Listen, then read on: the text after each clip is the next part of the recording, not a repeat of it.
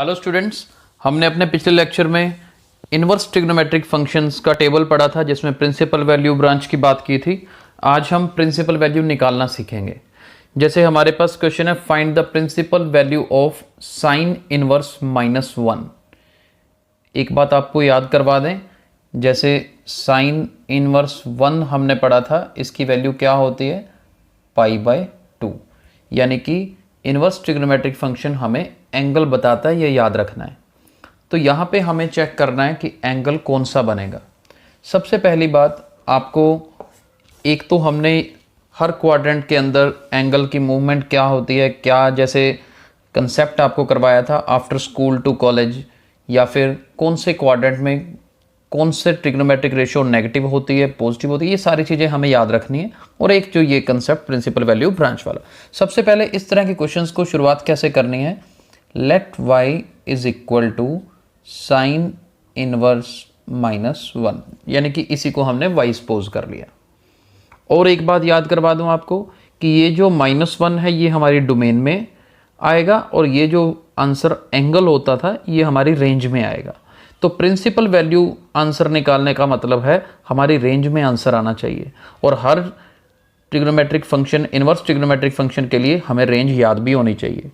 चलिए अभी देखते हैं यहाँ से क्या करना है हमें। ये साइन इनवर्स जो राइट साइड में है, अगर मैं इसे लेफ्ट साइड में लिखूं तो साइन y बन जाएगा इज इक्वल टू -1। ये आपको कल सिखाया था, जैसे साइन इधर है उसको इधर लेके जाओगे तो साइन इनवर्स लगता है, रिवर्स स्टेप भी कर सकते हैं। तो sine y is equal to -1।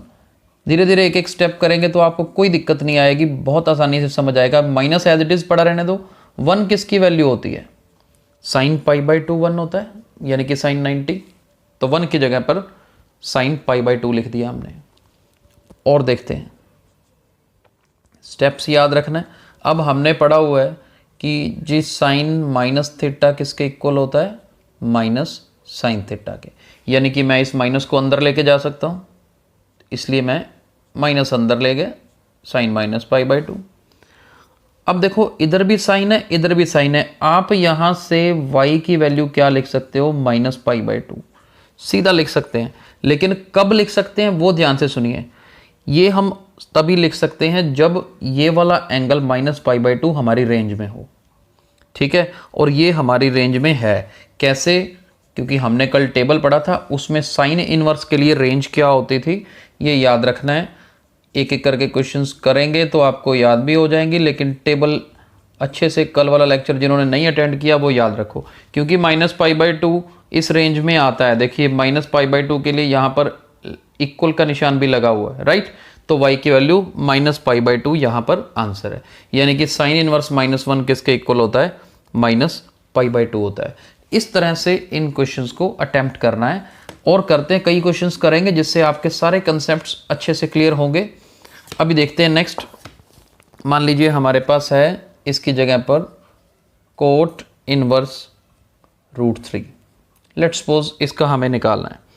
अब देखिए पहला स्टेप क्या करना है, let y is equal to cot inverse √3। Next step, ये कोट को इधर ले आओ, cot y is equal to √3। अभी देखते हैं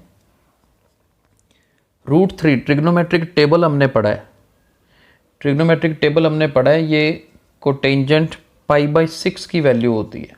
π/6 मतलब 30 डिग्री, कोटेंजेंट 30 कितना होता है, √3। तो मैंने एक बार तो √3 की जगह पर कोट π/6 लिख लिया। अब मैं y को π/6 लिख सकता हूँ, फाइनल आंसर। लेकिन कब लिख सकता हूँ, जब मेरे पास ये क्लियर हो कि π/6 रेंज में आता है कि नहीं आता। तो मेरे को अब याद आना चाहिए कि कोटेंजेंट इनवर्स के लिए हमने रेंज पढ़ी थी कल, क्या होती है कोटेंजेंट इनवर्स के लिए, ये होती है जी कि y की वैल्यू जो है 0 और पाई के बीच में होनी चाहिए। अब 0 और पाई के बीच में मतलब 0 और 180 के बीच में, ये π/6 यानी कि 30 डिग्री है, तो इनके बीच में आ रहा है ना, तो इसलिए हम यहाँ से y की वैल्यू को क्या आंसर फाइनल लिख सकते हैं, π/6। और फाइनल आंसर इस तरीके से बना के लिख सकते हैं, therefore required principal value is equal to π/6, right. मुश्किल नहीं है, आसान है। अभी एक और क्वेश्चन करते हैं जो थोड़ा सा इससे डिफरेंट होगा। एक तो ये सिंपल क्वेश्चन हो गए, अगर ये सामने रेंज में हो ना हो कैसे करना है, देखिए ये आ जाए अगर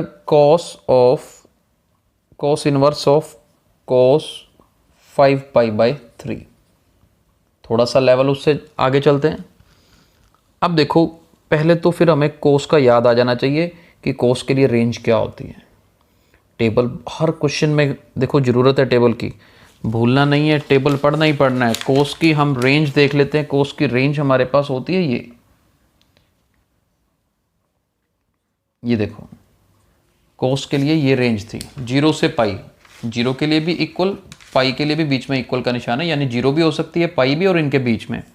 तो अब इस तरह के क्वेश्चन में 5π/3 कितना होता है देखते हैं। पाई की वैल्यू 180 डिग्री फिल करें अगर, नीचे 3, ये तो बनता है 300। अब 300 तो इस 0 और पाई के बीच में आता ही नहीं एंगल, 300 जो है 0 और पाई के बीच में नहीं आता। तो मुझे 5π/3 को किसी तरीके से 0 और पाई के बीच में बनाना है। कैसे बना सकते हैं? जब देखो ये डिफरेंट क्वेश्चन है, इसमें cos इनवर्स और cos इकट्ठा लिखा हुआ है। cos इनवर्स और cos, अगर ये 5π/3 की जगह पर कोई एंगल होता ना 0 और पाई के बीच में, तो सीधा बस cos इनवर्स से cos खत्म कर देते, सीधा आंसर लिख देते। लेकिन यहाँ नहीं कर सकते, यहाँ 5π/3 है ना, इसको मैं लिखता हूँ 2π - π/3। ध्यान से देखो ये क्या बना, आप इसका लेके देखो एलसीएम, 3 2 6, 6 - पाई करोगे तो 5π/3 बनेगा। और किसी को कन्फ्यूज़न हो कि ये आया कैसे, ये 300 डिग्री बनाया था ना, इसे हम 360 - 60 लिख सकते हैं। वही लिखा, 360 होता है 2π, 60 होता है π/3, यानी कि इसको घुमा के ही लिखा थोड़ा। अब अगला स्टेप देखो, cos इनवर्स cos, अब sin 360 cos 360 - थीटा क्या होता है? cos 360 - थीटा, cos 360 - थीटा मतलब ये कौन सा क्वाड्रेंट हुआ जी? 4th क्वाड्रेंट हो गया। After school to college, cos का आंसर पॉजिटिव होता है, तो ये cos थीटा के इक्वल ही होगा, राइट। तो ये cos 2π - π/3 मतलब cos π/3 होगा। अब यहाँ से देखना है, ये π/3 एंगल तो 0 और पाई हमारी रेंज के बीच में आ रहा है ना, तो बस cos इनवर्स से cos ख़त्म करके π/3 लिख सकते हैं, और यहाँ पे लिख सकते हैं सिंस रेंज जो है हमारी क्या होती है, 0 to पाई होती है, राइट। बस रेंज में आ रहा है, फिर कोई प्रॉब्लम नहीं है। यहाँ y लिखने की बजाय, क्योंकि हमने y सपोज ही नहीं किया, यहाँ पे आप π/3 लिख दो कि π/3 जो है 0 और पाई के बीच में आता है, इसलिए इस क्वेश्चन का आंसर π/3 है। मेन बात क्या थी कि cos इनवर्स से cos सीधा ख़त्म नहीं करना। अगर ये मेरा एंगल मेरी रेंज में आ रहा है तो ख़त्म कर सकते हो, नहीं तो पहले एंगल कन्वर्ट करो फिर आप कर सकते हैं आगे। चलिए कुछ क्वेश्चंस और करते हैं इसी तरह के। असाइनमेंट में भी आपको क्वेश्चंस देंगे, आप प्रैक्टिस करिएगा अच्छे से। मान लीजिए हमारे पास आ जाता है कि cos इनवर्स 1/√2, ठीक है। अब देखो मैंने पहले तो y आपको सपोज करके करना सिखाया था। अगर मैं इसको इस तरीके से करूं, cos इनवर्स, आप 1/√2 क्या होता है? cos 45 की वैल्यू होती है, हम इसे cos π/4 लिख सकते हैं। अब मेन बात है कि cos की रेंज क्या होती है। cos की रेंज हमने पढ़ी हुई है, अभी पिछले क्वेश्चन में पढ़ी थी। cos की रेंज होती है 0 से लेकर पाई तक, तो π/4 तो 45 डिग्री उसके बीच में आ ही रहा है ना, तो cos इनवर्स से cos ख़त्म, सीधा इसका आंसर क्या लिख सकते हैं? π/4। यहाँ रीज़न लिखते हैं कि जी π/4 जो है ये इसकी रेंज के बीच में आता है, और रेंज भी इसी तरीके से शो करनी है, और हमारा आंसर कितना आ गया जी? π/4 आ गया। तो मुश्किल नहीं है, क्वेश्चंस आसान हैं। एक क्वेश्चन और करते हैं, चलिए ध्यान से देखिएगा। अगर हमारे पास कहीं पर लेट्स सपोज ये क्वेश्चन आ जाता, मान लीजिए साइन इनवर्स साइन π/2, तो फिर π/2 साइन की हमारे पास पता होनी चाहिए रेंज क्या है। साइन की रेंज क्या है? साइन की रेंज तो ये होती है जी, ये देखिए ये हमने कल पढ़ा था -π/2 से π/2, तो ये π/2 इस रेंज में आ रही है, तो साइन इनवर्स से साइन खत्म, हम सीधा इसका आंसर क्या लिख सकते हैं, π/2 लिख सकते हैं। ठीक है, तो ये कंसेप्ट भूलना नहीं है, ये कंसेप्ट याद रखना है। एक क्वेश्चन और करते हैं। हाँ, बस ये वाला अगर रेंज में ना होता तो फिर एंगल को किसी भी तरीके से घुमा के उस रेंज के अंदर हमें बनाना है, बस ये भूलना नहीं है, बनाना पड़ेगा। अभी देखिए, मान लीजिए ये क्वेश्चन है, कोस इनवर्स कोस ऑफ 7π/6। हाँ जी, इस क्वेश्चन पे दिमाग लगाइए। इस क्वेश्चन में हमें करना क्या है? अभी आपको कई चीज़ें दिमाग में आएंगी, लेकिन हमें सबसे पहली चीज़ क्या याद रखनी है, हमें रेंज पता होनी चाहिए जी। कोस की रेंज क्या है? कोस की रेंज है ये। ठीक है, पहला काम किया, रेंज चेक कर ली। जब हमने इसकी रेंज चेक कर ली तो अब देखते हैं 7π/6 की वैल्यू क्या है। रफ वर्क कर रहे हैं अभी। 180/6, ये 6 के टेबल में कटा ना, ये 30, 7 3 21, ये 210 बन गया। अब आपके दिमाग में आया यार 210 है ना, तो ये तो इनके बीच में आता ही नहीं, ये तो 0 से 180 है। तो हमें क्या करना है जी, 210 को मैं लिख सकता हूँ 180 + 30। मैंने ये सारा रफ वर्क करके अपना सिस्टम बना लिया, 180 + 30 लिख सकते हैं। चलिए, अब ये क्वेश्चन करना आपके लिए बहुत आसान हो गया। कैसे आसान हो गया? 180 क्या होता है? 180 होता है पाई, सोचना नहीं पड़ेगा ना, पाई होता है, प्लस ये 30 डिग्री क्या होता है? 30 डिग्री होता है π/6। लेकिन अब देखो, दिमाग में तो आ गया हमारे, लेकिन जब हमने पाई प्लस π/6 लिखा ना, तो यहाँ पे आंसर नेगेटिव आएगा। क्या आएगा? नेगेटिव आएगा। सारी ऑप्शंस लेके चलेंगे तो 180 + 30 लगाया, तो यहाँ पे 180 + थीटा जब करेंगे तो ये देखो, ये फॉर्मूला होता है ना, साइन 180 + थीटा, ये तो माइनस कोस थीटा के इक्वल होता है। मैं नेगेटिव तो ले ही नहीं सकता, नहीं तो कोस इनवर्स से कोस खत्म नहीं होगा। तो जी फिर ये स्टेप ऐसे तो नहीं कर सकते। पेपर में आपने ऐसे सोच लिया तो ये नहीं होगा जैसे हमने अभी सोचा, तो फिर 180 + 30 तो नहीं लगा सकते। दूसरी ऑप्शन हमारे पास क्या है, हम ये भी चाहते हैं कि पॉजिटिव आंसर रहे। अब आंसर पॉजिटिव रखना है, कोस का आंसर पॉजिटिव होता कहाँ पे, या तो फर्स्ट क्वाड्रेंट में या फोर्थ क्वाड्रेंट में। तो मेरे को सेकंड थर्ड की बात नहीं करनी है, तो मेरे को 210 को किसी तरीके से फोर्थ क्वाड्रेंट के हिसाब से लिखना है। अब फोर्थ क्वाड्रेंट में हम कैसे जाते हैं, या तो देखो जी 270 प्लस करके, या फिर 360 माइनस करके। 360 माइनस मतलब 2π में से कुछ ना कुछ माइनस करके हम इस तरह से करते हैं, राइट। तो मेरे को 360 माइनस करके ही करूँगा तभी बात बनेगी। 360 माइनस करूँगा तो फोर्थ क्वाड्रेंट का एटलीस्ट रूल तो लगेगा। चलिए मैं काम करता हूँ, तो फिर इस क्वेश्चन को ना हम करते हैं ऐसे, cos 360 का मतलब 2π। अब 2π में से क्या माइनस करें कि मेरे पास 7π/6 ही बने। तो देखिए जी, यहाँ से हमें अब थोड़ी सी कैलकुलेशन देखनी पड़ी कि 5π/6 को माइनस करते हैं। कैसे? ये देखो, 6 2 12, 12 में से 5 माइनस करोगे 7π, बैलेंस हो रहा है ना, बिल्कुल यही बन रहा है। और आगे देखिए ये बनेगा क्या, cos 360 minus theta. cos 360 minus theta का आंसर क्या होता है?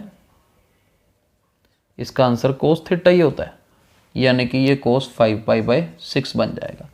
अब मुझे ये देखना है कि ये 5π/6 की वैल्यू क्या है, क्या वो 0 से पाई के बीच में आती है? करके देखते हैं। पाई की जगह पर भरा 180 डिग्री, नीचे 6, 5 3 150। अब देखो नहीं, ये 150 तो 0 और पाई के बीच में आता है। अब मैं इसका आंसर सीधा क्या लिख सकता हूँ, 5π/6 लिख सकता हूँ। यानी कि एंगल तो कन्वर्ट करना है, लेकिन हमने करके देखा आज कि 180 + 30 करते थे, बनता तो था 210, लेकिन वो इसको नेगेटिव बना रहा था जी, सेकंड और थर्ड क्वाड्रेंट में आ रहा था। वो केस लेना ही नहीं, फिर हमने पॉजिटिव आंसर रखना, तभी कोस इनवर्स से कोस कटेगा। पॉजिटिव भी होना चाहिए, ये एंगल मेरी रेंज में भी होना चाहिए। तो यहाँ हमने ऐसा किया तो हमारा आंसर देखो बिल्कुल आराम से आ गया। एक लास्ट क्वेश्चन और करते हैं, फिर असाइनमेंट देखिएगा। और बहुत इंपॉर्टेंट क्वेश्चंस हैं, अच्छे से करना है। इनवर्स ट्रिग्नोमेट्री आसान भी है, मुश्किल भी नहीं है जी, बिल्कुल चिंता नहीं करनी, बहुत आसान है। चलिए देखते हैं। अब आगे हम एक क्वेश्चन लेते हैं, मान लीजिए cos इनवर्स -√3/2। आप अपने कॉपी पेन साथ साथ उठा लीजिए, इसी को प्रैक्टिस अगर करके देखो खुद भी, कितना इंपॉर्टेंट क्वेश्चन है, कैसे हम कर सकते हैं। देखिए सबसे पहले, अब मैंने आपसे कहा था, इसको आप लेट y = cos इनवर्स -√3/2। ये कोस इनवर्स इधर ले आओगे तो क्या बन जाएगा, cos y is equal to -√3/2। एक एक स्टेप करके करें, मुश्किल कुछ भी नहीं लगना। √3/2 की वैल्यू कोस की टर्म में फिल करें तो क्या होता है, कोस, अब देखो ना टेबल, आपने ट्रिग्नोमेट्रिक टेबल याद किया हुआ है। अकॉर्डिंग टू ट्रिग्नोमेट्रिक टेबल कोस 30 की वैल्यू होती है, 30 होता है π/6। तो यानी कि मैं यहाँ पर √3/2 की जगह पर कोस π/6। सबसे पहले तो हमारे पास रेंज ध्यान में होनी चाहिए। कोस की रेंज, देखो जी कोस की रेंज क्या होती है, हमने पढ़ा हुआ है 0 और पाई के बीच में। देखो जितनी बार हमने आज यूज़ कर ली ना, ये वैसे ही याद हो जाएंगी क्वेश्चन में। अब मेरा आंसर एंगल जो है ना 0 से पाई के बीच में होना चाहिए। और मैं फिर एक काम करता हूँ, इसको बनाने के लिए ना, क्या मैं, देखो माइनस कोस π/6 को कोस पाई माइनस π/6 लिख देते हैं, क्या फ़र्क पड़ता है। हमने पढ़ा हुआ ना कोस पाई माइनस थीटा, यानी 180 माइनस थीटा किसके इक्वल होता है, माइनस कोस थीटा के इक्वल होता है। तो ये फॉर्मूला ही लगा दिया, माइनस कोस थीटा, माइनस खत्म करना है तो कोस पाई माइनस थीटा लिखना पड़ेगा, कोस पाई माइनस थीटा लिख दिया। अब देखते हैं कोस वाई किसके इक्वल आया, पाई माइनस π/6, एलसीएम लेके करके देखो 5 π/6 आएगा। जब ये 5 π/6 आया तो मैंने देखा कि जी 5 π/6, अब पाई की जगह पर 180 पुट करो, 150 बनेगा 150, वो तो 0 और पाई के बीच में आता है। आप इसका मतलब y को लिख सकते हो 5 π/6, सीधा फाइनल आंसर। और रीज़न कि जी 5 π/6 जो है ना, इट इज़ लेस देन, ये इन बिटवीन 0 to पाई आता है। बस हमारा आंसर 5 π/6 आएगा। चलिए अब मैं आपको कुछ असाइनमेंट क्वेश्चंस दे रहा हूँ, आप असाइनमेंट्स के लिए इन क्वेश्चंस को करिए, आज प्रैक्टिस करिएगा ध्यान से। प्रिंसिपल वैल्यू निकालनी है सभी की, और जैसे एक निकालिए कोस इनवर्स -1/√2 की, ठीक है जी। और मैं इसका आपको आंसर बता देते हैं, चलो यहाँ पर इसका आंसर बनेगा जी 3π/4, ठीक है। एक तो ये क्वेश्चन ट्राई करिए, इसके अलावा आप क्वेश्चन ट्राई करिए कोट इनवर्स -1/√3, ठीक है, इसे ट्राई करिए। इसका आंसर 2π/3, लेकिन प्लीज़ आंसर को फोकस करके ना करना, अपना पहले सोच के करना, प्रिंसिपल वैल्यू ध्यान में रखना।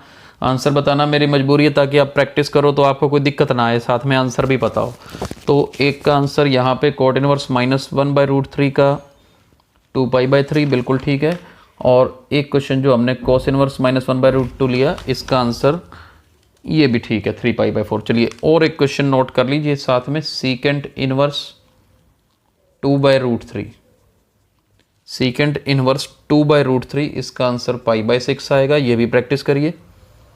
एक और करते हैं, कोसीकेंट इनवर्स -√2, चलिए इसकी भी प्रैक्टिस करनी है आपने।